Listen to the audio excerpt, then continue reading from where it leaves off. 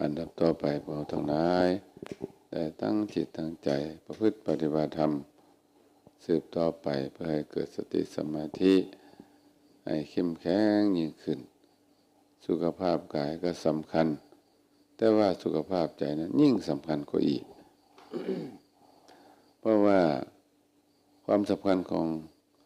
คนเรามีสองภาคส่วนภาคส่วนกายภาคส่วนใจภาคส่วนกายนั่นก็เป็นเพียงอุปกรณ์เครื่องมือแต่ว่าภาคส่วนจิตใจนั้นมันคือเครื่องจักรเครื่องกลเป็นผู้ที่บังคับบัญชาฉะนั้นจิตใจเป็นอย่างไรกายก็เป็นนั้นนะจิตใจดีกายก็ดีวาจาก็ดีไปนำเพราะว่าเป็นลูกน้องได้ค่อยตามหัวหน้าถ้าจิตใจบ่ดีก็กายก็บ่ดีวาจาก็บ่ดีเป็นอย่างค่อยบ่ดีก็ต้องค่อยตามหัวหน้าไม่ว่าหัวหน้าพาไปทางไหนก็ได้ไปคือหัวรถไฟลากตู้ไป10 ตู้20 ตู้ก็ไปนำกันพาไปไสก็ได้ไปพาขวมก็ได้ขวมพาหงายก็ได้หงายจิตเตนะนิยเตโลโกโลกถึกจิตนำไปสัตว์โลกนี่ถึกจิตนำไปซักไปนำไปดึงไปจ้องไปโอ้ระดับโลกเลยนะโลกคือหมู่สัตว์เป็นไปตามอำนาจของจิตจิตมีราคะมีโทสะมีโมหะก็ไปเปลี่ยนตามไปนั้นจิตมันให้ก็ได้ให้นำวาจาก็ได้ให้แสดงอาการให้ออกมาทั้งงอทั้งกายก็ตีมันสั่งให้ตีก็ได้ตีมันเป็นลูกน้องสั่งให้ฆ่าก็ได้ฆ่าสั่งให้ลักก็ได้ลักสั่งให้เฮ็ดนั่นได้ก็ได้เฮ็ดสั่งให้ด่างให้ตัวให้ต้มได้เบิดทุกอย่างโอ้อันนี้ก็เป็นเรื่องที่สำคัญเนาะฉะนั้นเฮาก็ฮู้แล้วว่าจิตใจที่บ่ดีก็คือที่บ่ได้ฝึกบ่ได้เจริญกรรมฐานบ่ได้ประพฤติปฏิบัติธรรมจิตใจบ่ดีก็พอเฮ็ดให้ร่างกายบ่ดีไปนำแต่ว่าจิตใจดีก็รับรองว่ากายวาจาดีแน่นอนวันนี้ใจดีก็สั่งไปให้ใส่บาตรเด้อให้ทานเด้อไปไหว้พระสวดมนต์ฟังเทศน์ฟังธรรมจำศีลปฏิบัติธรรมเด้อไปสั่งให้สวดมนต์เด้อสวดสั่งให้เทศสั่งให้เฮ็ดจังได๋ด้านดีๆเฮ็ดเบิดได้เฮ็ดได้เบิดนั่งสมาธิเด้อเฮ็ดเพราะว่าหัวหน้าสั่งบ่เฮ็ดบ่ได้หัวหน้าสั่งเด้ต้องเฮ็ดเด้ฉะนั้นเราได้หัวหน้าดีก็สิใส่ให้ไปเฮ็ดแนวดีเมื่อเรามีเจ้ามีนายดีนะก็โอ้มีพัฒนาเจริญเนาะ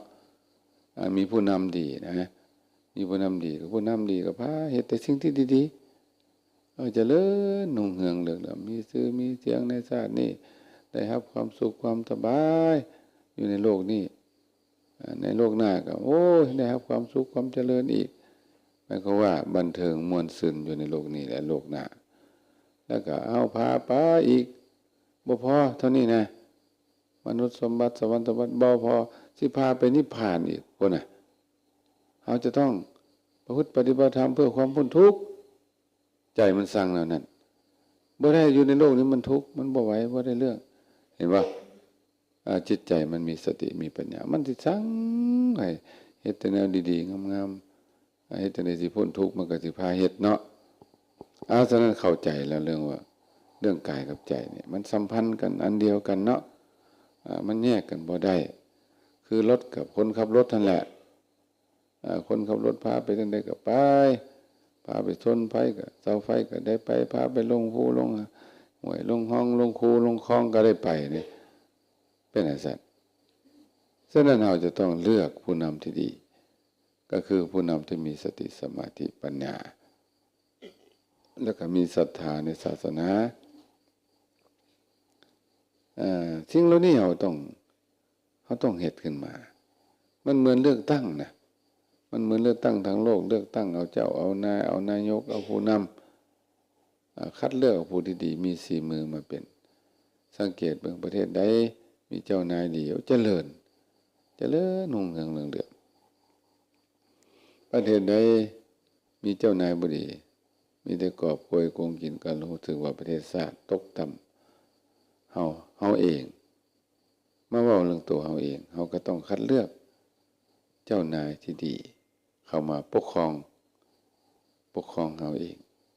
ปกครองกายปกครองวาจาปกครองใจเฮาเองใจปกครองใจก็ได้เด้ใจมันปกครองใจเด้ปกครองวาจาปกครองใจเด้ค่ามันมีตัวชี้นำให้คิดแบบดีๆนะคิดดีๆเจ้าเด้อให้คิดดีๆคิดแต่เรื่องดีๆเรื่องบ่ดีบ่คิดฉะนั้นนี่ถ้าเราเลือกแบบนี้แล้วต้องเลือกเฮ็ดเอาเลือกเฮ็ดเลือกทำเลือกสร้างขึ้นมาเฮาฮู้แล้วว่าโอ้ตัวที่เฮ็ดให้จิตใจเฮาดีนี่ตัวใดก็คือตัวสติสมาธินั่นเองจะต้องฝึกขึ้นมาต้องฝึกฝนขึ้นมาต้องแอบขึ้นมาต้องเฮ็ดขึ้นมาบ่มีก็เฮ็ดให้มันมีบ่มีเฮ็ดให้มันมีแล้วก็เฮ็ดให้มันหลายขึ้นเจริญงอกงามขึ้นยิ่งขึ้นไปอีกนะยิ่งขึ้นไปอีกบ่คำมีคำว่าพอบ่มีหลายบ่คำว่าหลายก็บ่มีต้องเฮ็ดให้หลายที่สุดเท่าจะเฮ็ดได้เพื่อหยังเพื่ออีหยังจังเฮ็ดหลายปานนั้นเพื่อให้บุญบารมีเฮามันเต็มบุญบารมีเต็มมันก็บ่ยากยังสังเกตเบิ่งพระพุทธเจ้าพระอริยสาวกพระปัจเจกพุทธเจ้าเพิ่นบารมีเพิ่นเต็มเพิ่นก็บรรลุธรรมแล้วดิบรรลุธรรมพ้นทุกข์ไปแล้วเพิ่นได้เจ้านายดีเด้น่ะพระพุทธเจ้าเพิ่นก็ได้เจ้านายดีเจ้านายคือจิตเพิ่นดีจิตเป็นจิตที่มีศรัทธามีปัญญามีสติสมาธิดีจิตเพิ่นดีก็เลยขับเคลื่อนทางกายของเพิ่นไปสู่มรรคผลนิพพานพระปัจเจกพระพุทธเจ้าก็เหมือนกัน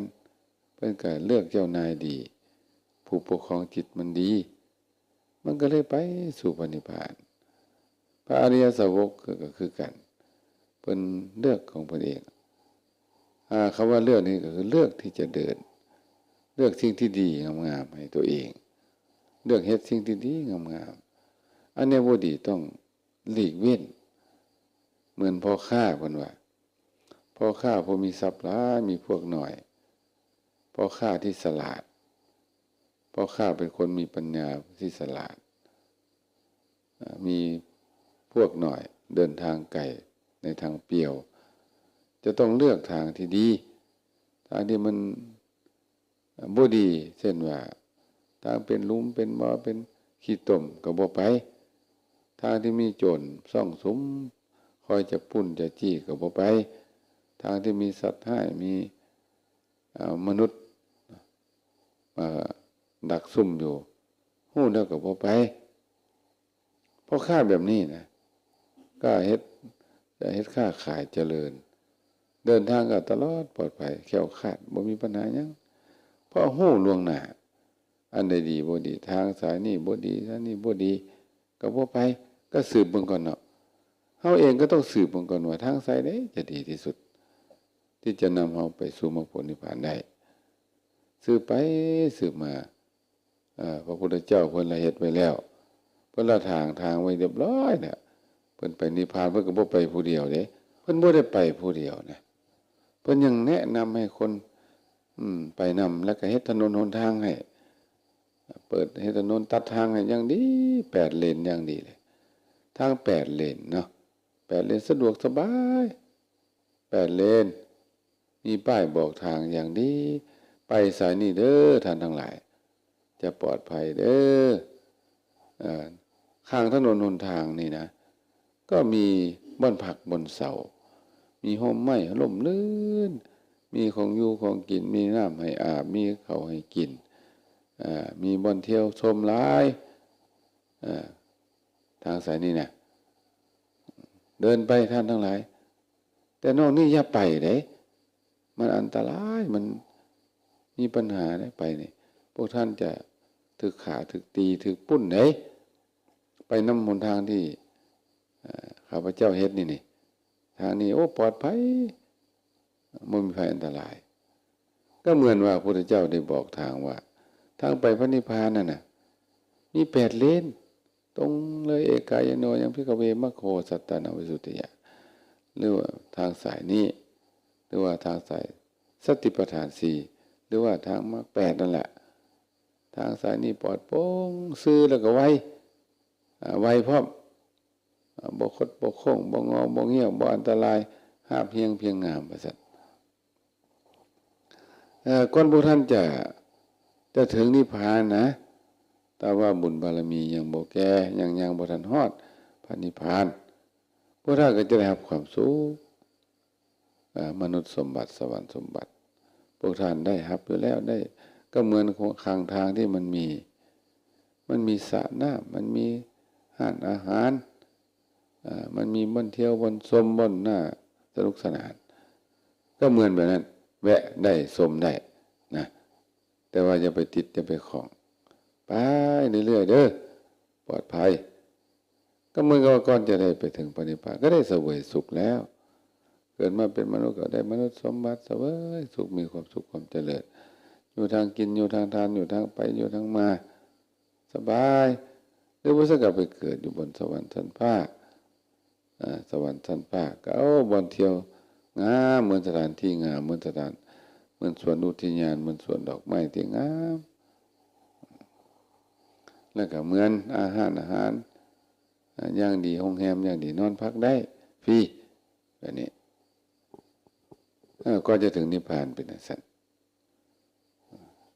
อันนี้ก็ทางนี้ก็คือพระพุทธเจ้าได้วางไว้แล้วผู้ใดประพฤติปฏิบัติธรรมถึงจะบ่ได้บรรลุมรรคผลนิพพานในชาตินี้ก็ได้รับความสุขมีความสุขทางห่มเย็นเวลายางไปเหมือนห่มเย็นข้างทางก็มีต้นไม้ใบหญ้ามีน้ำมีทามีบ่อนเที่ยวบ่อนชมบ่อนอยู่บ่อนกินบ่อนพักบ่อนเช้าบ่อนหลับบ่อนนอนไปได้มนุษย์สมบัติบางเทื่อก็เอาสวรรค์สมบัติอยู่โซยของทิพย์เป็นยังไงโอ้คักอยู่เมืองฟ้าเมืองสวรรค์ว่าอาทรเดือดร้อนใจประการใดอันนี้คืออานิสงส์ในการประพฤติปฏิบัติธรรมมันก็ได้อยู่แล้วอานิสงส์ในการสร้างบุญบารมีอานิสงส์ในการเฮ็ดบุญให้ทานมันได้รับความสุขได้ความสุขอันนี้พระพุทธเจ้าเพิ่นแนะนำอย่างดีถ้าออกจากนี่แล้วไปนะ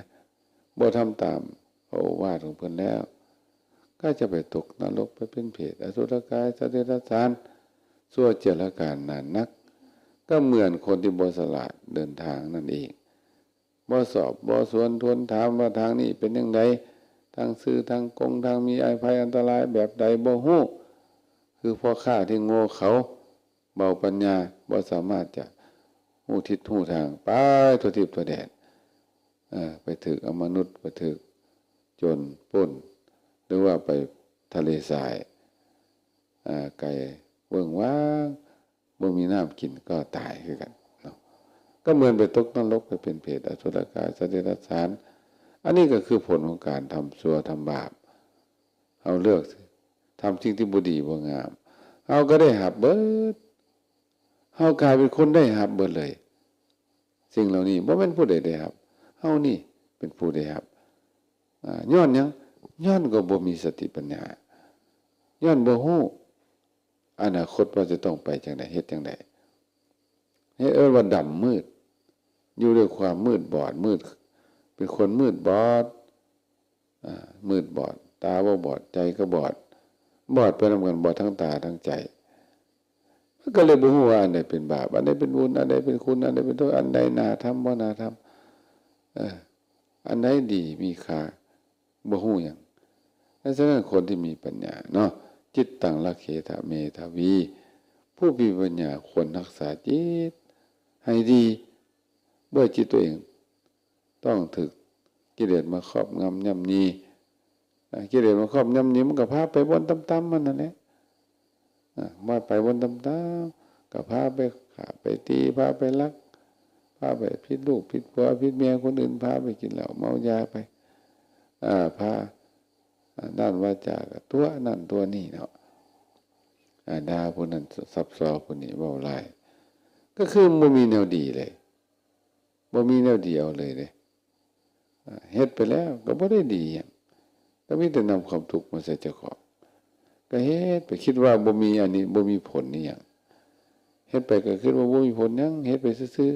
ๆอยากเฮ็ดหยังเฮ็ดโลดมันบ่แม่นซั่นมันมีวิบากของมันอยู่มันมีวิบากมันมีผลของมันฉะนั้นพวกเขาทั้งหลายได้ใส่จิตใส่ใจเข้าใจเราจะต้องปรุงแต่งจิตใจให้ดีถ้าจิตใจดีแล้วก็ทางกายก็จะดีแต่ว่าจาก็จะดีจิตใจบ่ดีแล้วทั้งกายก็บ่ดีทั้งวาจาก็บ่ดีทั้งใจก็บ่ดีขึ้นต้นด้วยบ่ดีก็บ่ดีไปตลอดขึ้นต้นด้วยดีก็ดีไปมาก็ดีอยู่ก็ดีไปก็ดีดีเบิดฉะนั้นเนาะการพุทธปฏิบัติธรรมนี่เป็นการปรุงแต่งจิตใจให้มันดีให้มันจบให้มันงามสร้างสรรค์พัฒนาให้ก้าวหน้าเจริญยิ่งขึ้นอันจะเป็นเหตุเป็นปัจจัยให้ได้รับความสุขแล้วก็พ้นทุกข์อย่างยาวนานเนาะอันนี้การพุทธปฏิบัติธรรมก็เป็นอาชีพก็ต้องฝึกจิตเจ้าของให้ดีเพื่อจะได้ควบคุมให้จะได้ควบคุมจิตเจ้าของได้ให้ได้จะควบคุมกิเลสได้ก็ต้องให้จิตมีสติมีสมาธิก่อนให้จิตเท่าเข้มแข็งก่อนถ้าจิตอ่อนแอก็เฮ็ดได้อย่างบ่ได้คือกันต้องให้จิตนี้เข้มแข็งมีกำลังเกิดจากการฝึกสติสมาธินั่นเองต่อไปว่าท่านได้ใส่จิตใส่ใจในการปฏิบัติธรรมแล้วก็เอาทั้งหลายได้คอยสังเกตจิตใจเป็นนำว่าขณะนี้จิตใจรู้สึกอยู่หม้องใดจิตใจเอาคนแก่กับงานบ่รู้สึกอยู่ที่จิตใจว่าขณะนี้ใจเฮาฮู้อดีตอนาคตบ่หรือว่าฮู้อยู่กับปัจจุบันต้องเข้าใจกระบวนการเหล่านี้ถ้าเข้าใจได้ก็บ่ยากก็พอปฏิบัติพอเฮ็ดได้ก็ขอให้ครูบาอาจารย์ได้ตั้งจิตตั้งใจปฏิบัติต่อไปจนกว่าจะได้เวลาสมควรสัทธเมฆลาวาโหถ้าขอท่านทั้งหลายจงเคารพพระสัทธรรมจงเจริญงอกงามไพบูรณ์ในบวรพุทธศาสนาเป็นเหตุเป็นปัจจัยให้ได้บรรลุมรรคผลนิพพานเมื่อทุกท่านทุกองค์เทินอายุวันโนสุขังพลังมีความสุขความเจริญมีความสุขกายสบายใจหายทุกข์หายโศกหายโรคหายภัยอยู่เย็นเป็นสุขทั้งกายทั้งใจพวกเราก็ได้ไหวพระสูตรมนต์นั่งสมาธิอุทิศส่วนบุญส่วนกุศล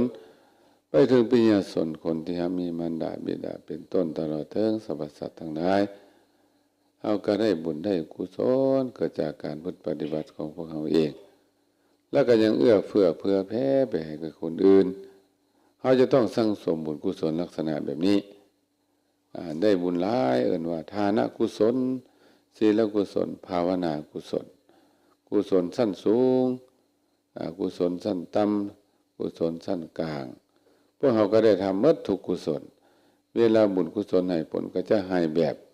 บ่มีขีดจำกัดแบบครบวงจรแบบมีทุกสิ่งทุกอย่างแปลว่าสมบูรณ์แบบก็จะแจ้งก็จะได้ฟังธรรมะจากพระสูตรต่างๆที่ได้นำมาเล่าสู่ฟังแต่ละมื้อแต่ละวันเพื่อส่งเสริมสติสมาธิปัญญาเอิ้นว่าพัฒนาเราจะต้องเกิดการพัฒนาทั้งกายวาจาใจมันต้องมีการพัฒนาถ้าบ่พัฒนาก็จะต่ำลงเนาะความคิดความอ่านนี่อย่างสติปัญญาก็อ่อนลงต่ำลงศรัทธาปัสสัทธะก็จะลดลงไปตามระดับฉะนั้นเพื่อให้เกิดการพัฒนาก็ได้ฟังธรรมะอยู่จังซั่น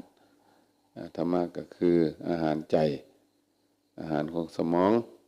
คนที่ฟังหลายเรียนหลายรู้หลายก็จะเป็นคนมีสติปัญญาคิดอีหยังก็ง่ายคิดอีหยังก็ออกมื้อนี้จะได้นำสูตรชื่อว่าคาตสูตรมาเล่าสู่ฟังคาตสูตรนี่เพิ่นว่าแนวใดเพิ่นว่าเรื่องคนพาลและบัณฑิต ผู้มีธรรม4ประการ4ประการนี้จะเป็นคนผ่านและจะเป็นบัณฑิตได้ก็ลองฟังเมืองว่าเป็นอย่างไหนภิกขุทั้งหลายพระเจ้าว่าคนที่มีธรรม4ประการจะเป็นคนพาลคนโง่คนจ้าคนทำลายตัวเองคนคุดคุณงามความดีตัวเองให้ตัวเองตกต่ำและในที่สุดก็ไปตกอบายนรกเปรตอสุรสัตว์เดรัจฉานปัจจุบันนี้ก็ต่ำตายไปแล้วก็ต่ำไปเรื่อยๆคนที่มีธรรม4ประการนั้นเป็นอย่างไรคือคนที่ประพฤติปฏิบัติผิดคนที่พูดปฏิบัติผิดนะที่หนึ่งก็คือปฏิบัติผิดในมารดาสองกับปฏิบัติผิดในบิดาสามปฏิบัติผิดในพระพุทธเจ้าสามปฏิบัติผิดในพระสาวกของพระพุทธเจ้าเพราะว่าคนปฏิบัติผิด4ประการเนี่ยเรียกว่าคนพาลคนโง่คนจ้าคนที่ทำลายตัวเองให้ตัวเองตกต่ำลงไปเรื่อยๆอันนี้คือว่าบ่เกิดจากการบ่ศึกษาเรียนบ่เกิดจากบ่ประพฤติปฏิบัติธรรมก็ว่าได้เนาะคนที่ประพฤติผิดในแม่นี่เป็นจังไดข้อที่1นี่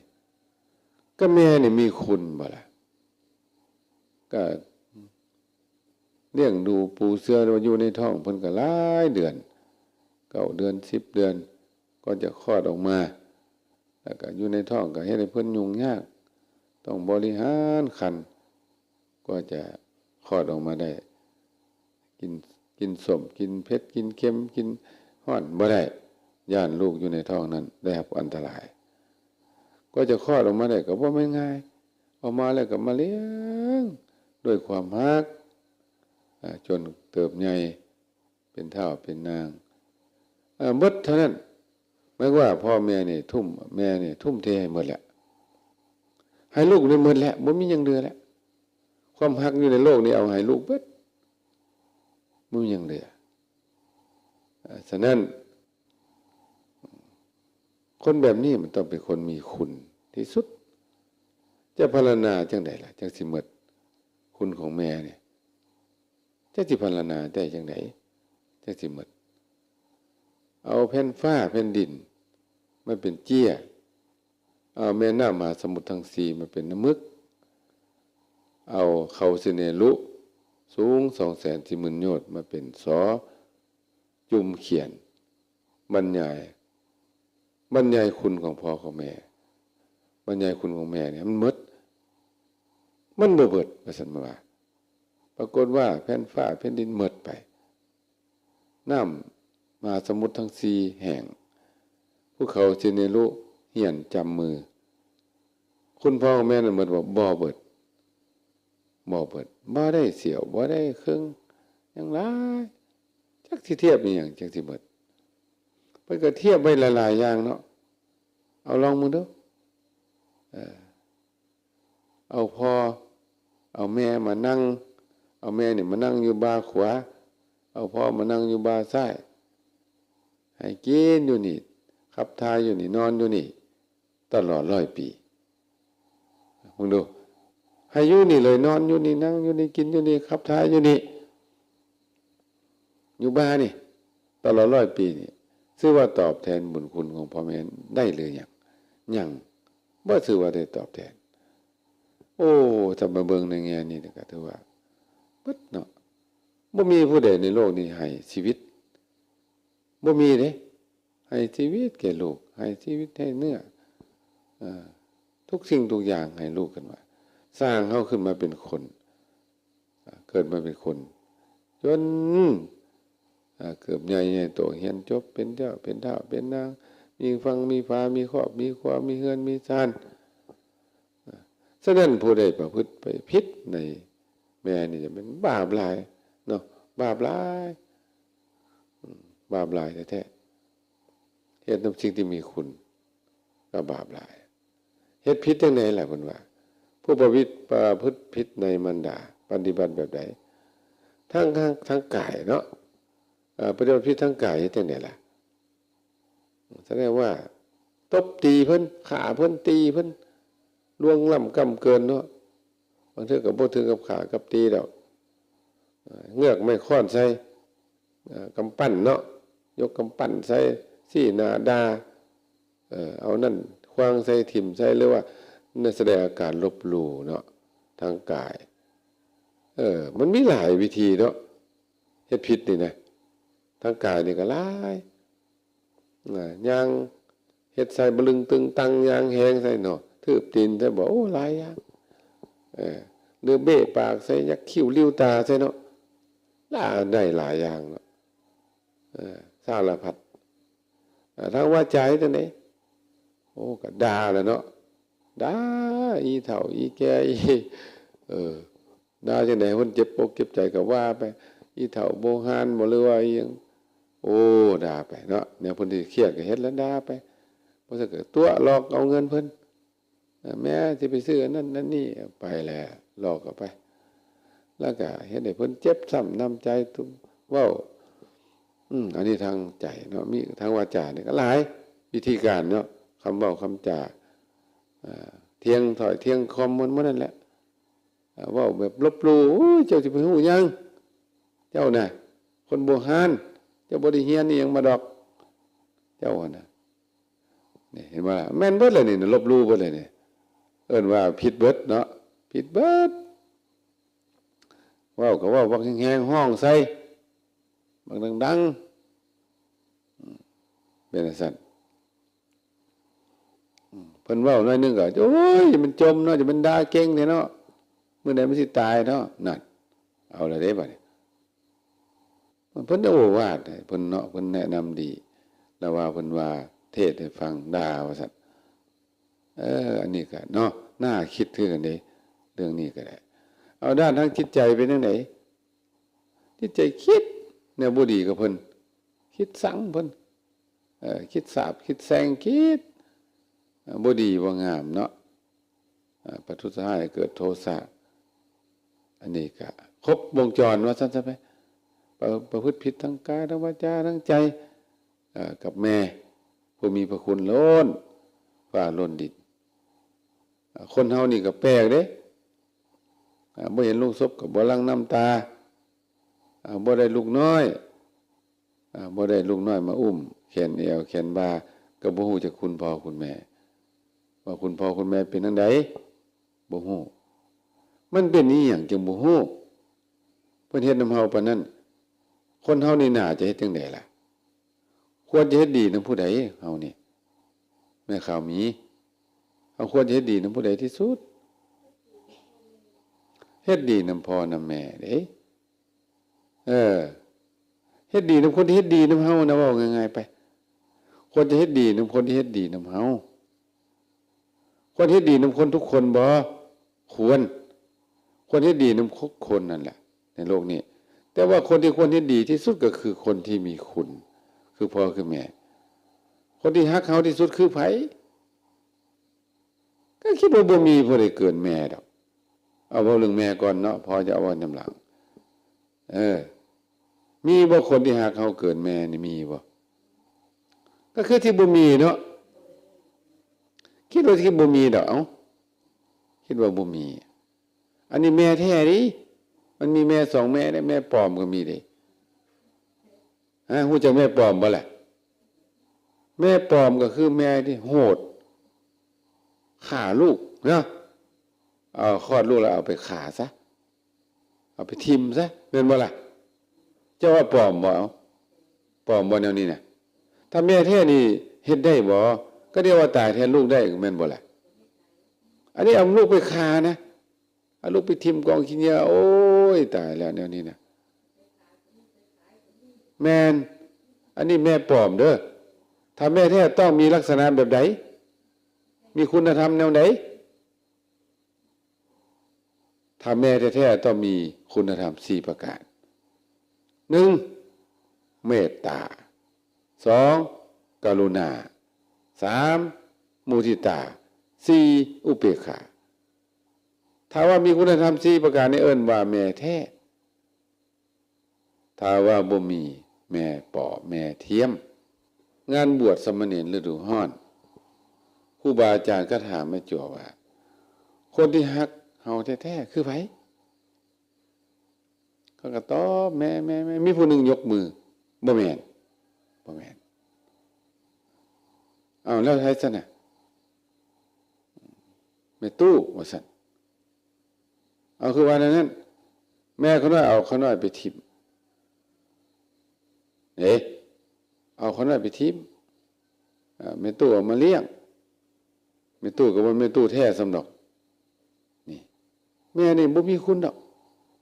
บ่น่าจะฮักเลยแม่นี่ว่านั้นเด้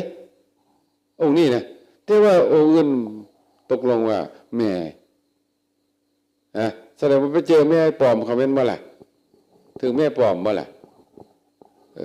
สมมุติว่าแม่ที่เฮ็ดแนวนั้นเนาะเอาเฮาไปทิ่มถ้าว่าเกิดแล้วเอาไปทิ่ม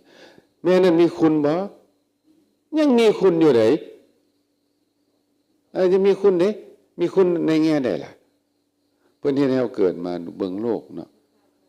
ถือพาท้องมาอุ้มท้องประคองครรภ์มาตั้งหลายเดือนจนคลอดออกมารอดล้มรอดตายเพิ่นบ่เลี้ยงนะแต่ว่าเพิ่นก็มีคุณให้เราเกิดมาเป็นครูเป็นคนเกิดมาเห็นโลกแต่เพิ่นบ่มีเพิ่นนี่เพิ่นเฮาจะได้เกิดมาเป็นคนบ่ชีวิตของเฮาก็ดีเลือดเนื้อเชื้อไขทุกอย่างเป็นของเพิ่นหมดเห็นว่าล่ะอันเป็นจังค่อยบ่ฮู้คุณเพิ่นย้อนหยังก็ย้อนอวิชชาคือความโง่ความเจ้าความมืดความบอดปิดบังไว้จะบ่เห็นคุณเพิ่นเป็นอะไรนั่นบ่เห็นคุณเด้บ่เห็นคุณของพ่อของแม่เป็นอันนั้นฉะนั้นนี่เราจะต้องเรียนรู้ว่าพ่อแม่นี่มีคุณแบบนี้มันจังทราบซึ้งเป็นบ่ล่ะทราบซึ้งพูดนะจนกว่าตัวเองไปมีได้ลูกผลจังคิดออกโอ้มันก็สวยแล้วนั่นน่ะสวยเกินไปบัดนี้เฮาไปฮักคนอื่นหลายฮักไผฮู้บ่ล่ะเฮาไปฮักผู้ใดหลายที่สุด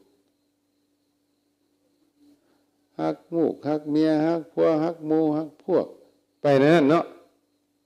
ฮักหมูฮักหมาแม่นบ่ฮักไก่ฮักงัวฮักควายไปแต่สัตว์แล้วลืมคนที่ฮักเฮา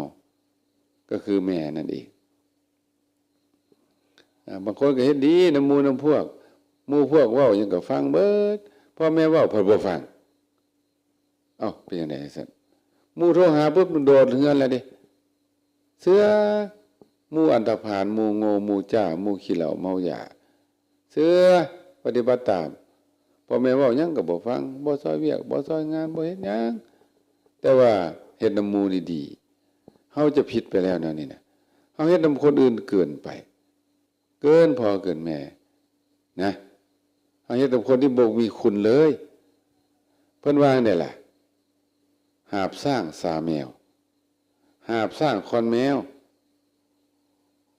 สร้างกับแมวเนี่ยได้นักกว่ากันสร้างหาบสร้างคอนแมวนะแมวนี่เบาอันตัวคอนเนี่ยไว้ทางหน้าเด้อตัวหาบเอาไว้ทางหลังฮู้บ่เข้าใจบ่เนี่ยบางคนบ่ฮู้เด้หาบจังได๋ซาจังได๋วะคอนจังได๋วะหาบแบบใดคอนแบบใดวะบ่ฮู้เด้คอนเนี่ยไว้ทางหน้าหาบเนี่ยไว้ทางหลังหาบสร้างคอนแมวเห็นบ่ล่ะเพิ่นแต้มฮู้ไว้ตัวสร้างนี่นักตัวแมวนี่นักเนาะตัวแมวนี่นักแม่นบ่ตัวสร้างนี่เบาเพิ่นแต้มฮู้ไว้ก็หมายความว่าจังซี่พ่อแม่นี่มีคุณหลายแต่ว่าถือเบาตัวแมวคือลูกเขาน่ะลูกเฮาน่ะผัวเมียเฮาน่ะมีคุณนี่หยังก็บ่มีหยังแต่ว่าให้ความสำคัญนะให้ความรักให้ความสำคัญเป็นพิเศษก็เลยว่าพ่อแม่นี่เลยเบาเนาะน่าจะเฮ็ดนักกับพ่อแม่เป็นบ่ล่ะเฮ็ดนักถือนักปฏิบัติอย่างดีเพิ่นบ่ฮู้เด้ล่ะเป็นหยังค่อยบ่ฮู้นี่นะก็ย้อนความโง่ความจ้าอวิชชาตัณหานะเนาะบดบังนะลงเมียลืมแม่ลงเมียลืมแม่ว่าซั่นเห็นป่ะลงแก่ลืมตายเป็นนั้นเด้ว่านั้นเด้ ฉะนั้นนี่เราก็เลยทุ่มเทกับลูกกับผัวกับเมียกับครอบครัวเราหลายทิ่มพ่อทิ่มแม่ไว้ให้ทุกข์ให้ยากบ่หัวซ้ำบ่หัวซาคนที่มีคุณหลายพ่อแม่ผลตัวลูกมันมีคุณนี่อย่างมันไม่ได้มีคุณนี่อย่างเดียวล่ะกับเฮาแม่นบ่ล่ะเฮานี่มีคุณกับมันแม่นบ่นี่เป็นจังซั่นเด้มันผิดจังซี่เด้และอีกอย่างหนึ่งเนาะลูกฮักเอาไว้ทั้งหลังลูกซังเอาไว้ทั้งหน้าเอาป่าป้อนมามว่าซั่นลูกฮักจะเอาไว้ทั้งหลังลูกซังเอาไว้ทั้งหน้าเอาป่าป้อนมามแปลกดีอันนี้ก็ได้อันนี้ก็ได้แก่ว่าลูกฮักนี่คือบุญกุศลคุณงามความดีเอาไว้ทั้งหลังบ่หัวซ่า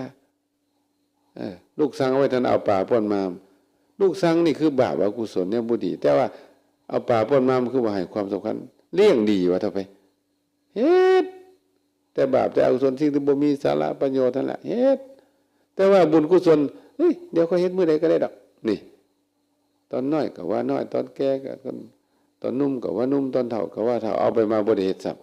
ำจ้อยเนาะลูกหักนี่จ้อยพร้อมโซลูกสั่งนี่อ้วนสมบูรณ์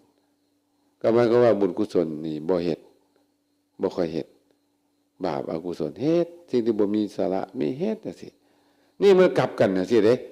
มันกลับกันนะกลับหน้ากลับหลังจังซี่เด้ดำเป็นขาวขาวเป็นดำมันควรที่ให้ความสำคัญอันหนึงไปเฮ็ดอันหนึงนี่คือคนผ่านเนาะคนพาลอันตพาลคนโง่คนจ้าในเพิ่นว่าเนี่ยคนพวกนี้นี่บ่มีคำว่าเจริญเด้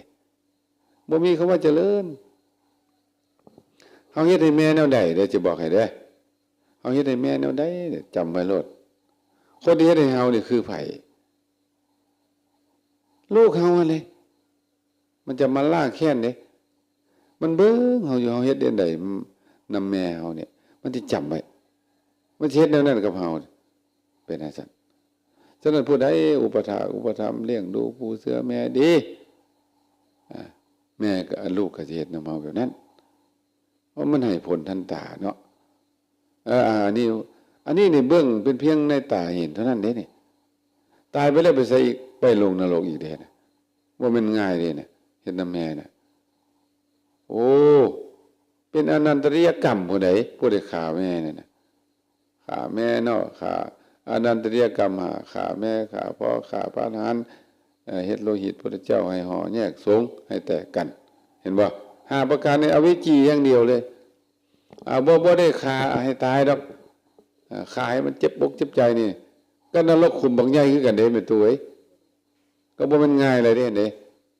ตกนรกเลยก็ได้อันนี้ก็บ่พระพุทธเจ้าก็จัดว่าผู้ใดประพฤติดีปฏิบัติชอบในแม่เนี่ยพ่อแม่เนาะก็ถือว่าเป็นมงคลเด้อยู่ในมงคลสูตรน่ะเสวนาจะภาลนังปันติตานะจะเสวนาปูชาจะปูชาเนตมังคลมุตตมังมาตาปิตุปทานังตมังคลมุตตมังเห็นบ่การบำรุงพ่อแม่เลี้ยงดูพ่อแม่ปฏิบัติพ่อแม่ดีนะเป็นมงคลอันสูงสุดนำความเจริญในโลกนี้ในโลกหน้ามาให้เห็นบ่มันธรรมดาบ่น่ะอยู่ในมงคล38เด้น่ะพระเจ้าจัดไว้น่ะสูงทีเดียวเฮ็ดจังได๋เฮาจังว่าไปเฮ็ดดีนำคนอื่นบางคนยังห้ายกว่านั้นไปเฮ็ดดีนำหมาอุ้มหมาลูกเพิ่นเด้อุ้มมาอาบน้ำให้มา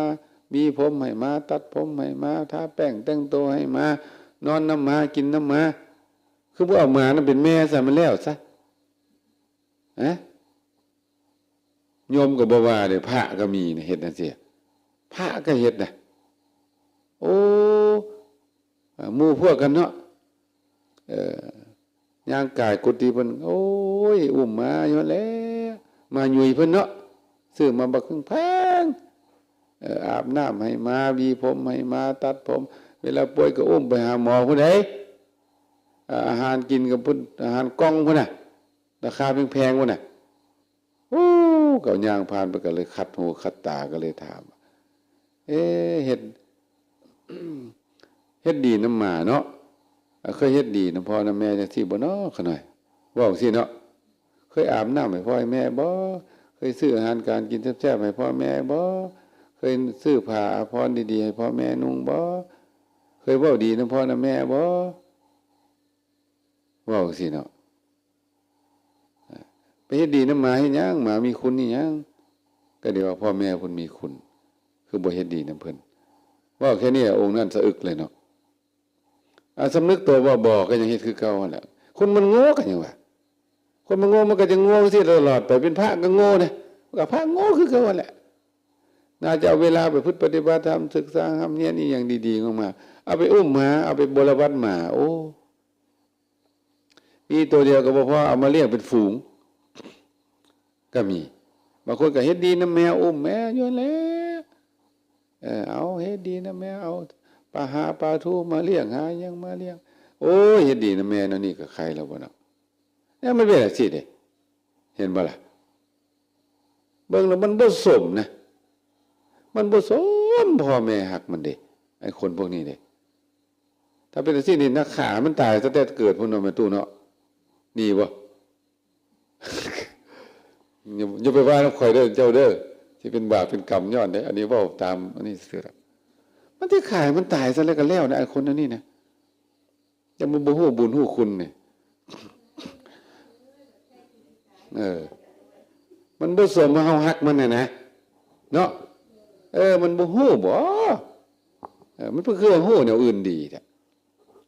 ไปฮักผู้ชายบ่ไปฮักผู้หญิงฮักคนดีก็บ่ว่าแล้วฮักคนขี้เหล้าขี้ยานี่นะหมู่ขี้เหล้าขี้ยามันนี่นะส่วนไปได้แวบไปโลดแน่นะไปนำกันตลอดโว้ยไปนำกันอาลาดอ่อนหลอดไปคุณพ่อแม่นี่นักกึ่งธรณีผู้ใดย่ำแย่งนบหากสิเฮืองเมื่อนะโอ้คุณพ่อแม่นี่นักกึ่งธรณีพุ่นน่ะผู้ใดย่ำแย่งนบหากสิเฮืองเมื่อนะเพิ่นว่าจ้ะเพิ่นบอกว่าพ่อแม่เจ้าเพิ่นเบาลมสอนให้วนมอมผลคนคิดห้ามคะนิงมโนน้อมถ้าน้อมหักแพงเพียนเลี่ยมเพียนเลี่ยงให้เลียวแลหลิงลำคำพ่อแม่สอนสั่งไว้จำไว้อย่าสุลืมโอ้เพิ่นคนเว้าไว้ม่วนเด้คำก่อนแต่ละคำก่อนโอ้พ่อแม่นี่นักกึ่งธรณีควรที่คนขนิงนบหน้าประหนึ่งมือน้อมหอมหักแพงเพียนเลี่ยงถ้าน้อมแลหลิงลำคำของพ่อแม่สอนสั่งไว้จำไว้อย่าสุลืมไปเป็นคนโลเลสะสายมัวเมาก็จะเป็นคนบ่ดีว่าแต่ว่าเนาะว่าไงเนี่ยฟังอันนี้ก็นำมาเว้าเล็กๆน้อยๆสู่ฟังว่าถ้าผู้ใดล่วงล้ำกำเกินพ่อแม่แล้วนี่นะจะต้องเสียใจในมือหนึ่งเสียใจตอนไหนฮะเสียใจตอนไหนตอนคิดได้ตอนคิดได้ขึ้นมาเนี่ยโอ้เสียใจแก้บ่ได้ฉะนั้นผู้ใดหูว่าตัวเองผิดต่อพ่อต่อแม่เฝ้าไปที่ไหนขอขมาเอาดอกไม้ดอกตอขอขมาแล้วก็ปฏิญญาณตนต่อพ่อแม่ว่าลูกได้ล่วงเกินพ่อแม่ทั้งกายทั้งวาจาทั้งใจทั้งตอนหน้ารับหลังทั้งเจตนาและวจนาขอให้พ่อแม่นั้นยกโทษให้ลูกด้วยลูกที่เป็นคนดีของพ่อแม่จะเชื่อฟังพ่อแม่จะบ่เฮ็ดผิดอีกต่อไปต้องปฏิญญาณตนน่ะสิแล้วก็เคยอาบน้ำให้พ่อแม่บ่เคยกับฟ้าวไปอาบน้ำให้เพิ่นซะเพิ่นอาบน้ำให้เฮาจักเทื่อแม่นบ่ล่ะเฮาเคยอาบน้ำให้เพิ่นบ่เคยเลยเคยซักผ้าให้เพิ่นบ่เคยซักผ้าให้พ่อให้แม่บ่เคยแต่เพิ่นซักผ้าให้เฮาตลอดเคยเอาดอกไม้บูชาเพิ่นบ่เคยเว้าดีๆนำเพิ่นบ่เคยยิ้มให้เพิ่นบ่เคยยกมือไหว้บ่เคยขาเพิ่นบ่เนี่ยสิ่งที่ดีงามๆเนี่ยแล้วบ่เฮ็ดอายว่าซั่นมึงดูอายบ่อยากเฮ็ดอายเพิ่นอายแนวบ่ดีเฮาบ่อายด่าเพิ่นก็เพิ่นบ่อาย ยกตีนใส่เพิ่นก็บ่อายเตะเพิ่นก็บ่อายยังน้อยเตะฮอดปากเพิ่นพุ่นตัวเพิ่นอุ้มมาเตะพุ่นน่ะกัดตู้กัดนมพุ่นตัวกำปั้นฟาดโอ้ลืมบ่หรือจังได๋ค่อยเคยไปเทศน์ในวันแม่เนาะค่อยนำซะ3 ชั่วโมงแม่ตู้อยู่ไทยพุ่นน่ะให้เซลซะอะไรคนให้ก็ได้แต่ให้ไอ้คนพวกนี้ละคุณทั้งหลายก็รู้ว่าที่ได้เนาะนั่นได้ให้คือซื่อๆนี่นะวันแม่ก็เอาดอกไม้มาค่อยคิดทอดแม่เด้อคำนั้นแต่ว่าเจ้าบ่ได้หักแม่แต่เจ้าจริงเจ้าไปหักคนอื่นเดี๋ยวนี้น่ะไปหักผู้สาวพุ่นไปหักผู้บ่าวพุ่นไปหักหมู่ขี้เหล้าขี้ยาเจ้าพุ่นไปหักคนชั่วคนพาลพุ่นน่าเสียดายวันแม่มีมื้อเดียวปีหนึ่ง365 วันมีมื้อเดียวแต่ว่าสำหรับแม่ทุกวันคือวันลูกมึงรู้คิดมึงรู้ไหมเนี่ยเอาวันแม่มีมื้อเดียวแต่ว่าวันลูกนี่สำหรับแม่มีทุกวันแสดงว่าวันลูกนี่365 วันเป็นวันลูกเบิดแม่ให้เบิดสละเวลาสละโสดสละสาวสละสวยสละเหือสละแหงสละชีวิตเพื่อให้ลูกทั้งหมดสละทิ่มเบิดโยนให้ลูกเบิดก่อนนั้นห่วงเนาะความเป็นโสดเป็นสาววันนี้พอมีลูกแล้วทิ่มเบิดสละทิ่มเบิดให้ลูกเบิดผู้เป็นลูกสละอีหยังได้ให้พ่อให้แม่บ่มีแต่ขอกับขอมีแต่คูณกับฮีดมันว่าเกิดเป็นลูกเลิกดาวไทยลาวโจรเนาะปุ่นพ่อปุ่นแม่เรียกค่าไทยจากพ่อจากแม่บ่เซาจักเทื่อเพิ่นให้เท่าใดก็บ่พอแล้วเคยให้อีหยังเพิ่นบ่ล่ะบัดนี้ยังบ่พอตายไปแล้วนะยังไปผ่านทรัพย์สินเงินเพิ่มมันก่อนจะตายก็ดีตายก็ดีแล้วเฮ็ดบุญให้ก็เฮ็ดบาปส่งไปอีกขางัวก็ควายส่งไปอีกมันเลยบ่มีดีเลยลูกอันนี้นะเนาะมันน่ามันก็บ่คุ้มค่าเลยเด้แหน่งสู่ถ้าบ่มีซะยังดีกว่าเพิ่นบอกว่าพอมีความทุกข์ของพ่อแม่เนี่ยมี3 ประการทุกข์เพราะบ่มีลูกก็ทุกข์ทุกข์เพราะลูกตายก็ทุกข์ทุกข์เพราะลูกชั่วยิ่งทุกข์กว่าอีกบ่มีลูกนี่ก็โอ้ทุกข์เด้ไปขอห้องเนาะอยากได้ลูกเด้ไปขออยู่ตามสุภกกไม้ตามป่าตามภูตามเจดีย์ตามต้นไม้ตามภูเขาก็จะได้ลูกมาอันนี้ทุกข์เนาะอยากได้ลูกบ่มีลูกอยากได้ลูกลูกตายซะบัดนี้นะทุกข์ให้ห้องหาลูกหาเต้าจนสิตายเจ้าของก็ได้จนสิล้มสิตายย้อนแต่ว่าก็บ่โดนดอกก็ทำใจได้แต่ว่าลูกซัวนี่นะลูกซัวนี่นะเฮ็ดให้พ่อแม่ต้องทุกข์ตลอดชีวิตเด้คิดถึงเท่าใดก็ตำตอนนั้นไปเห็นลูกเขาดีก็ทุกข์โอ้ยลูกตัวเองบ่ดีเนาะน่าจะดีคือผู้ดีเด้ไปเห็นลูกเขาบ่ดีก็ทุกข์อีกก็เลยทุกข์อยู่ซั่นมันเป็นเวรเป็นกรรมนี่อย่างของพ่อของแม่พวกนี้เป็นเวรเป็นกรรมของอีหยังกับเจ้าฉะนั้นเห็นบ่ล่ะมันเป็นวัฏฏะสงสารย้อนคนบ่มีศีลมีธรรมเนี่ยเป็นน้ำย้อนเฮาบ่ย้อนเฮาผู้เป็นพ่อเป็นแม่น่ะบ่ประพฤติศีลประพฤติธรรมบ่จังได้ลูกซั่วๆแนวนี้มาแต่ว่าพระพุทธเจ้าก็แบ่งลูกออกเป็น3จำพวกนี่แหละอวสาตบุตรก็ลูกซั่วเนาะอนุสาตบุตรนี่ลูกคือพ่อคือแม่เสมอพ่อเสมอแม่อวิสสาตบุตรนี่ลูกเกินพ่อเกินแม่เนาะส่วนหลายลูกนี่ก็จะอยู่ในอนุสาตบุตรคือพ่อคือแม่อวิสสาตบุตรนี่ลูกที่กตัญญูฮู้คุณมีศีลมีธรรมประพฤติศีลประพฤติธรรมพ่อแม่ก็สมมติว่าพ่อแม่นี่เป็นคนธรรมดาลูกเกิดเป็นคนมีศีลมีธรรมอภิชาตบุตรลูกเกินพ่อเกินแม่เนาะบ่แม่นรวยเกินบ่แม่นหน้าที่เด้เอาคุณธรรมเด้เช่นว่าลูกพ่อแม่มีศีล5ศีล8ลูกบวชเป็นพระหรือบวชเป็นจั่วเนาะจังซี่มีคุณธรรมแบบนี้ประพฤติดีปฏิบัติชอบอันนี้เป็นแบบนี้เอิ้นว่าอภิชาตบุตรเนาะ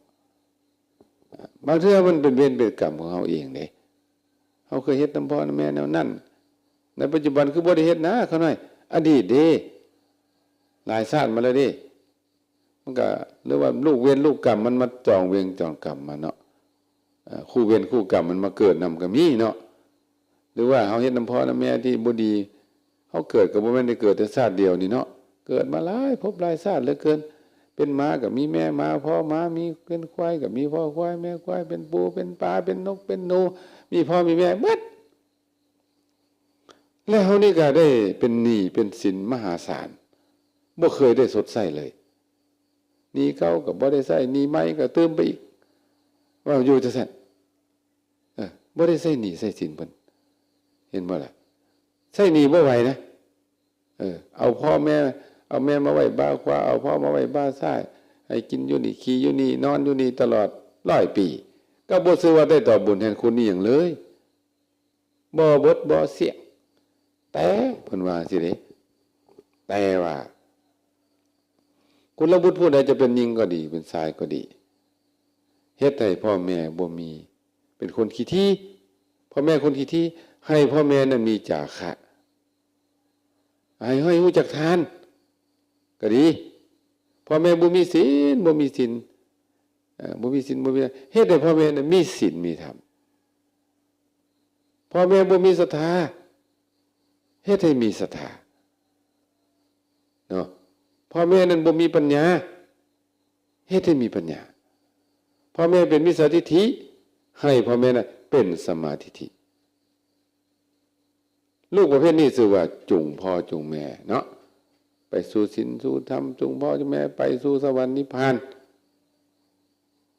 บุคคลผู้นี้ชื่อว่าตอบบุญแทนคุณพ่อแม่แล้วว่าซั่นพ่อแม่ได้ที่พึ่งชื่อว่าตอบบุญแทนคุณมีแบบเขาเป็นเศรษฐีโอนเงินให้แม่เป็นเศรษฐีก็บ่ชื่อว่าตอบบุญแทนคุณเขาเป็นพระราชาเอาแม่นั่นเป็นสถาปนาแม่น่ะให้เป็นพระมเหสีของพระราชาหรือว่าให้แม่นั่นเป็นเจ้าจักรพรรดิให้พ่อเป็นเจ้าจักรพรรดิให้พ่อเป็นเจ้าจักรพรรดิให้แม่เป็นมเหสีเจ้าจักรพรรดิซึ่งว่าตอบบุญแทนคุณบ่ซื่อเด้บ่ซื่อเลยเด้บ่ซื่อว่าตอบบุญแทนคุณเด้ต้องคือว่าให้ฟังเมื่อกี้เนี่ยพ่อแม่เป็นคนขี้ที่ให้เป็นคนรู้จักกินจักทานพ่อแม่บ่มีศีลให้มีศีลพ่อแม่บ่มีธรรมให้มีธรรมพ่อแม่บ่มีปัญญาให้มีปัญญาพ่อแม่บ่มีเป็นมิจฉาทิฏฐิก็ให้มีเป็นสัมมาทิฏฐิพ่อแม่บ่มีศรัทธาให้มีศรัทธาถ้าผู้ใดเฮ็ดดังกล่าวมานี้ถือว่าตอบบุญแทนคุณหมดเกลี้ยงเพิ่นว่าสิใหญ่กว่าหมู่เพราะว่าแม่นั่นพ่อนั่นได้ที่พึ่งได้ไปสวรรค์ได้ไปนิพพานได้พ้นทุกข์แม่นบ่ล่ะเฮายังให้เพิ่นก็ได้ใช้ได้จ่ายเป็นปัจจุบันนี้ตายบ่ต้องนรกอีกแม่นบ่ล่ะนี่เห็นบ่ล่ะฉะนั้นบ่บวชก็จุงได้เห็นบ่ล่ะบางคนบวชจุงพ่อแม่จุงจังได๋ก็เดี๋ยวนี้จุงไปเผาซื่อๆน่ะถ้าจะจุงให้ถูกจุงเรื่องไหนฮะจุงเข้าสู่ศีลสู่ธรรมเนาะจุงเมื่อกี้นี่เด้เป็นคนที่จุงให้ไปให้ทานนั่นบ่บ่มีศีลจุงไปรักษาศีลแม่นบ่บ่เคยฟังธรรมก็จุงไปฟังธรรมแม่นบ่ล่ะบ่มีสติปัญญาก็จุงไปให้มีปัญญาบ่มีศรัทธาก็จุงให้มีศรัทธาเป็นมิจฉาทิฏฐิก็จุงออกจากมิจฉาทิฏฐิไปเป็นสมาธิทิฏฐิจังซี่แม่นบ่ล่ะอันนี้ชื่อว่าจุงไปสู่สวรรค์นิพพานไหนจังซี่ได้จุงเข้าหาศีลหาธรรมนะจุงไงจังซี่ได้อัน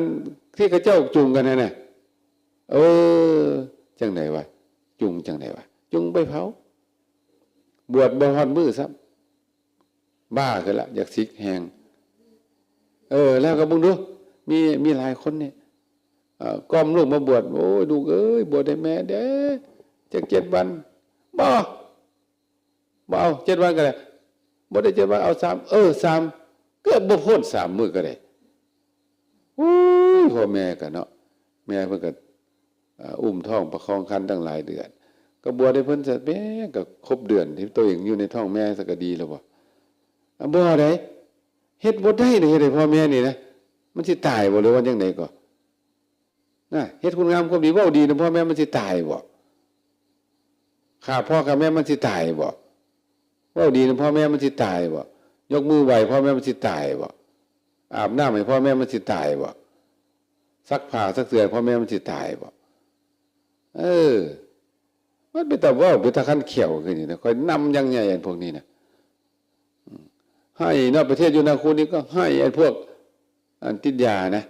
สมทงาเขาจะเอามาบวชอยู่นาคูให้สนิให้กลับไปอีกลักซิกไปแล้วลักซิกหมดแล้วสัตว์เฮ็ดจังได๋วิธีซิกมันน่ะเอาผ้าเหลืองไปห้อยงาไม้ไปแม่ตู้โถงไปละไปหายาแล้วไปหาหมูซัวมันอีกแล้วพ่อแม่เคยป้อนมันบ่ยาเนี่ยพ่อแม่เคยป้อนมันว่าอันยาสูบยาควันอันเรายาปลาปิ้งอันแนวบ่ซัวๆพ่อแม่ผู้ใดสอนมันเนาะมันก็บ่ได้สอนมันไปเสื้อไอ้หมูซัวๆมันนั่นน่ะนี่จะต้องปฏิรูปใหม่คิดใหม่ทำใหม่อันนี้เนี่ยย้อนนี้อย่างหนึ่งแนวนี้นะก็มาลงที่เก่าน่ะเนาะย้อนบ่เห็นบุญเห็นคุณของพ่อแม่ย้อนอวิชชาความโง่ความจ้านั่นเองย้อนบ่ได้คบนักปราชญ์บ่ได้คบบัณฑิตบ่ได้คบพระสัมมาสัมพุทธเจ้าบ่ได้ฟังธรรมจังซี่ไดไปคบแนวบ่ดีน่ะไปฟังแนวบ่ดีไปเฮ็ดแนวบ่ดีน่ะเนาะมันเป็นดวงมันเกิดมาซวยเอาแท้ๆน่ะบ่โชคดีการเกิดมันเป็นหุ่นบ่โชคดีเอาเลยการพบพ่อพระพุทธเจ้าก็บ่โชคดีการพ่อนักปราชญ์บ่โชคดีทั้งนั้นบ่โชคดีเลย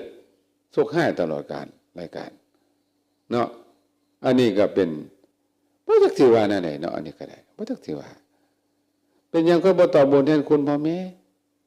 ย้อนตัณหาย้อนความโลภความขี้ที่ขี้เหนียวเอาให้คนอื่นบ่จำกัดให้พ่อแม่นี่บ่ได้แม่นบ่พ่อแม่ขอเงินนี่เป็นไงล่ะบ่ให้เนาะแต่ว่าขอเงินแม่เนี่ยปู้บ่ให้ก็ตีเอามึงดูว่าสิสะไปเอาว่าแจ้งมึงเป็นจังได๋สมบัติของพ่อของแม่นี่เป็นของไผเป็นของลูกแต่สมบัติของลูกเป็นของไผเป็นของพ่อแม่บ่แม่นมึงดูให้เจ้าจำจังซี่ล่ะแม่ตู้เอ้ยเฮือนของพ่อของแม่เป็นเฮือนไปเฮือนลูกแต่เฮือนของลูกเป็นของพ่อของแม่บ่เป็นคักบ่บัดเนี่ยคักบ่หมู่เจ้าน่ะนานี่ของพ่อแม่เป็นนาของลูกบ่เป็นแต่นาของลูกนี่เป็นของพ่อแม่บ่เป็นทราบซึ้งบ่ล่ะซึ้งหรือยังสมความคิดฮอดบ่สมความคิดฮอดลูกบ่ล่ะแม่ของกุมารกัสสปะพระกุมารสัปปะคิดฮอดลูก12ปีน้ำตาไหลบ่เป็นอันปฏิบัติธรรมโอ้ยลูกกูอยู่จังได๋เนาะบ่ปฏิบัติธรรมบ่ได้นั่งสมาธิบ่ได้ไหว้พระบ่ได้เห็นแต่หน้าลูกคิดฮอดอันนี้ลูกบ่ได้ตายจังน้อยได้นี่นะลูกอยู่ซื่อๆดีๆเนี่ยพระราชาไปเลี้ยงยังเป็นจังซั่นความคิดฮอดเพิ่นนั่นน่ะได้ย้อนว่าลูกด่าเอาเนาะเจ้านี่บวชมามีสาระแก่นสารนี่หยังบ่ประพฤติปฏิบัติธรรมบวชมาบ่ได้หยังเจ้านั่นน่ะบ่ได้สาระแก่นสารบ่ประพฤติปฏิบัติธรรมบวชมาได้คิดฮอดลูกฮอดเต้าที่บอกมันสิพ้นทุกข์บ่จะไปสวรรค์นิพพานได้บ่ด่าเอาสิเครียดแฮงเด้ลูกคนนี้เนาะอุตสาหักสาหอมโอ้ยเฮานี่เสียเวลานำเพิ่นเสียอะไรฮู้ที่บ่คิดฮอดมันละเจ้าตั้งแต่นี้เป็นต้นไปปฏิบัติธรรมดีกว่าบ่คิดฮอดเลยบัดนี้ปฏิบัติธรรมได้บรรลุเป็นพระอรหันต์ซับโอ้ยละเสียเวลาย้อนเสียได้เฮาก็เหมือนกันเนาะอย่าไปฮักคนอื่นล่ะจะเป็นไผก็สร้างมันฮักพ่อฮักแม่เฮาก็ฮักแต่ว่าเฮาก็ตอบแทนบุญแทนคุณเป็นบุญตอบบุญแทนคุณเพิ่นตามสมควรที่ตอบบุญให้คุณได้ดีก็คือว่าโพดพ่อโพดแม่พระพุทธเจ้าเพิ่นก็โพดเด้ไปเกิดอยู่บนสวรรค์เพิ่นก็นำไปแสดงธรรมโพดจนเป็นพระโสดาบันแม่เพิ่นนั่นน่ะเอาพ่อนี่อยู่เมืองมนุษย์เที่ยวไปโพดจนเป็นพระอรหันต์แม่ตู้พ่อนี่เลยโพดพ่อจนเป็นพระอรหันต์ได้พุทธเจ้าน่ะเป็นอันซั่นเด้อันนั้นถือว่าตอบบุญให้คุณอย่างขันเด็ดขาดเลยตัวนี้นะเด็ดขาด ฉะนั้นครูบาอาจารย์องค์ใดสามารถดึงพ่อดึงแม่เขามาวัดมาว่าเขามาหาศีลหาธรรมได้บ่ซะเป็นตาสะอ่อนเนาะเป็นตาสะอ่อนส่วนหลายก็บวชแล้วบวชหลับบ่มาใกล้บ่มามอเอ้ยไปเลยยังเป็นจังไดเนาะเวรกรรมอันนี้เนาะเอาละมื้อนี้บ่ได้หยังละบ่จมลงพ่อลงแม่แล้วหมดเวลา บ่ได้เว้าเรื่องนี้โดนเลยเด้ความจริงข่อยเว้าเรื่องนี้ข่อยต้องบ่จบง่ายเด้มันมีเรื่องอยู่ในใจข่อยหลายเนาะเขานิมนต์ไปเทศน์วันแม่อยู่ไทยโอ้ข่อยใส่เอายังไงเอ้าก็ให้เฮาได้สำนึกเนาะถ้าผู้ใดเฮ็ดดีนำพ่อนำแม่ก็โอ้ประเสริฐนักหนาเป็นแก้วแม่ตุเพิ่นจัดเป็นแก้วหลวงประเสริฐเด้คนนั้นน่ะคนกตัญญูต่อพ่อต่อแม่เพิ่นจัดเป็นแก้วเด้เป็นแก้วหลวงประเสริฐเป็นมงคลอันสูงสุดว่าซั่นบ่มีตกต่ำเลยชาตินี้ก็บ่ต่ำคนที่เป็นพระโพธิสัตว์เจ้าคนที่เป็นคนมีบุญทุกคนในโลกนี้เป็นคนกตัญญูหมดเด้คนที่บ่เฮ็ดนำพ่อนำแม่เนี่ยผิดเนี่ยเป็นคนผ่านเด้เป็นคนผ่านเป็นคนอันธพาลถึงจะเฮ็ดดีนำผู้ใดก็ตามในโลกนี้แต่ว่าเฮ็ดบ่เฮ็ดดีนำพ่อแม่เธอเป็นคนผ่านแหละเป็นจังซั่นเด้อย่าลืมพระในบ้านเนาะพระในบ้านก็คือพ่อคือแม่นั่นแหละพระในบ้านเด้อย่าลืมเด้พระนอกบ้านเฮาส่วนเราจะสนใจพระนอกบ้านพระในบ้านแล้วลืมก็หมดเวลาก็จบไปจังซี่ล่ะเนาะเรื่องบ่จบก็ได้ว่าได้จบไปก็ขออนุโมทนาสาธุนำครูบาอาจารย์สามเณรและตลอดถึงพ่อขาวแม่ขาวตั้งจิตตั้งใจมาไหว้พระสวดมนต์ประพฤติปฏิบัติธรรมก็ขอให้เป็นบุญเป็นกุศลติดตนติดตามไปในสัมปรายภพแล้วก็ประพฤติปฏิบัติธรรมให้สูงส่งขึ้นไปจะได้เป็นอุปนิสัยเป็นปัจจัยให้ท่านทั้งหลายได้บรรลุมรรคผลนิพพานพ้นทุกข์พ้นอาสวะกิเลสถึงพระนิพพานเบิดทุกผู้ทุกคนเทอญ